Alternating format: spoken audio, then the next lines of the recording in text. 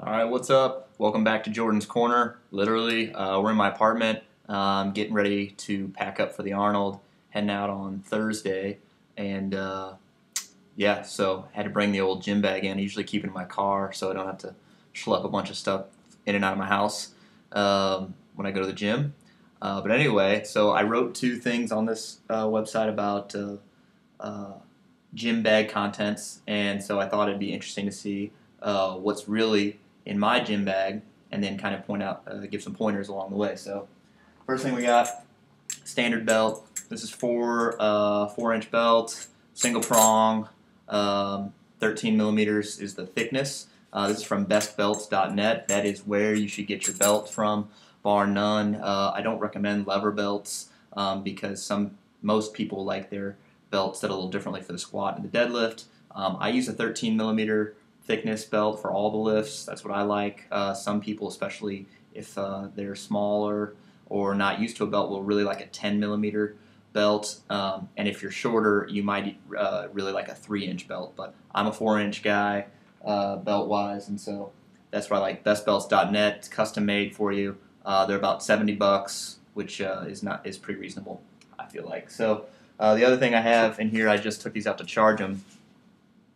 Bluetooth headphones, so you don't have to have your iPod or your phone or whatever on you while you're squatting, deadlifting, whatever. And these just go in your ears. And the thing sits behind you, so it's out of the way and charges up. Usually, I can get a whole week's worth of training in without having to recharge it. It's pretty sweet. That's from Motorola.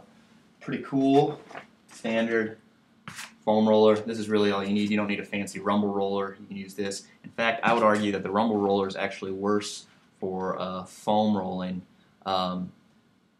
just because it's the little knobs actually miss some areas. I don't see the point of it. It's still not enough pressure to actually do anything. It's just more for a little warm up. So if you really want to remove adhesions, you're going to need PVC pipe or somebody else doing it for you. So rumble roller, hey, if you want to geek out on one, get one. I don't think it's any better. So there you go. This thing though is pretty sweet. This is called the Stick, and it's got a little wheel in there for pressure points, and you can roll your legs. You can do whatever you want. Roll your hips. This is standard in my warm up, especially just to get some blood flow in there. Again, these are not for removing adhesions. I don't really think you can put enough pressure on the muscular fascia, on the skeletal muscle, anything like that to actually remove adhesions. You might be able to break up some sort of metabolites that have accumulated in the tissue if you're dehydrated or something. Maybe, I don't know. But honestly, there's really no science on any of this stuff. So somebody who tells you definitively one way or another, I don't know if I'd buy that. So if you feel good with the rumble roller, keep the rumble roller. This thing's cool. I like a regular foam roller. Whatever. Other things we got. Move to the corners. Interesting spot. Bands. Got the short bands. Deadlifts. I like these a lot more than trying to rig up one long band. You can just stand on these bands. A lot of tension at the top, pretty cool. And they're cheap. It's a really good way if your deadlift's stalling out, you need to overload your deadlift or train something different. Bands are a pretty good way to go, and they're cheap. These are the Monster Minis. This is what I would recommend for anybody who wants to increase their pull, who's not pulling over 600. If you're pulling over 600, you might want to get the lights. Anything more than that is really for a geared person. It's just too much contrast. So these are the Monster Minis. Pretty cool.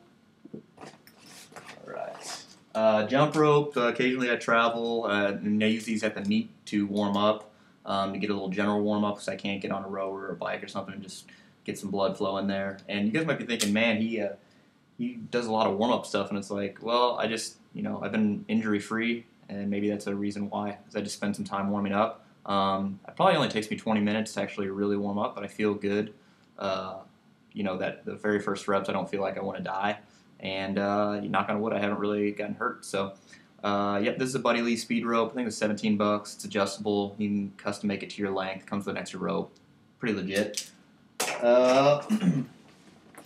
These guys, these are the Eleiko Olympic straps. They're one piece, so they won't rip like the other ones that you have to actually loop through yourself. So these guys stay together. I think these are like $9 or $10, and they're pretty good. Use these for like rack pulls, stiff-legged dead, stuff like that. And the reason I have them, I don't think I'm trying to train around my grip is fine. It's just I don't want to fatigue it. So the grip is one of those things that fatigues without you really knowing it, and then you instantly get weaker in a lot of other things.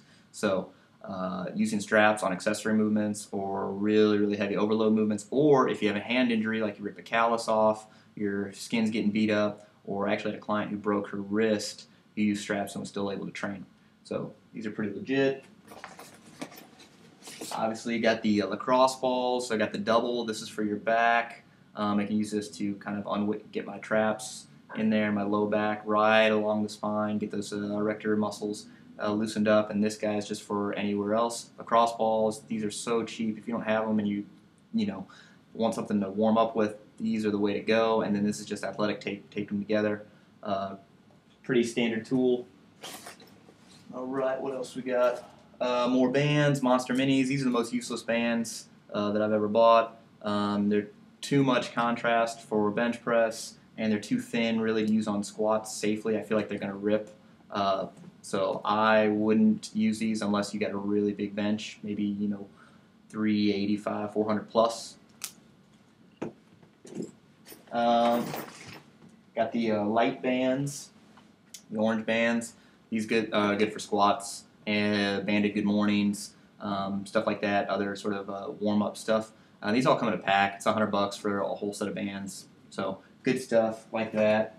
My buddy asked me. He goes, "What do you use? How do you keep your shins from bleeding during while you're squatting and or while you're deadlifting rather?" I said, "Dude, long socks." So these are soccer socks. Get them. Wear them while you pull so you can keep the bar close to your legs and not bleed. Don't get your DNA on the bar. Trusty notebook. Seen some better days. If you're not using a composition book to keep track of your workouts, I think you're missing out. Definitely need to keep a good record of what's going on. Let's see. Got the Ray-Bans, knee sleeves. I don't really. I mean, I like them. I like the Tommy Konos better. These last longer, and they're legal in the IPF and USAPL, so gotta run them. I'd get one size too small. These I wear mediums, and I could definitely fit into a large, but as you sweat in them, and you want a little bit of a compression on there, so get a size smaller. Pretty cool stuff. Standard Olympic shoes, pretty cool. I don't deadlift in these, sorry guys, but yeah, I squat and bench in them. Get some Olympic shoes. Neck harness, Elite FTS neck harness. This thing's cool when you want to train the neck. These are my favorite wrist wraps, these Elite FTS wraps. Problem is you can't use them in the USAPL or IPF. They make you use Titan or Inzer or similar, but these 3-line wraps are really nice. Can't use them though. More bands. These are the bands everyone needs to get. These red bands. Good for bench press. Also good for banded tricep pushdowns, stuff like that. So if you're going to get a set of bands, just one set of bands, it'd be these and one light band, one orange band to do your banded good mornings and stuff. Let's see, deadlift slippers. These are $10. Titan sells them. Use them in competition, and when I'm peaking for a meet, just gets you closer to the floor. That's all. Nothing else to them. They're $10, and you need to wear some sort of shoe while you're on the platform. So deadlift slippers it is. If you're going to compete, get them. All right, we got a little pre-workout. This is Dymatize Expand. The reason I'm taking it, it's got a bunch of caffeine in it. I like that, and it doesn't have any DMAA, which is illegal in USAPL and IPF because it's tests just like amphetamine. All right, shaker cup. Put branched chain amino acids and creatine and a little bit of waxy maize post-workout, every workout. So if you're trying to make some gains, definitely 2 scoops or 10 to 15 grams branched chain amino acids, 20 grams waxy maize, 5 grams creatine. That's perfect post-workout shake. More wrist wraps. These are the ones I'm going to use. The Titans. I don't really like them, but they're legal. And finally, fractional plates. Gotta have the fractional plates. These are Iron Woody. Got them from Rogue. $50 for a whole set. There's more of them in there somewhere. But yeah, it's a good way to micro load some lifts so you can make small jumps as 0.5 pounds, so half-pound jumps. So that's what's actually in my gym bag. Yeah, see you guys next time.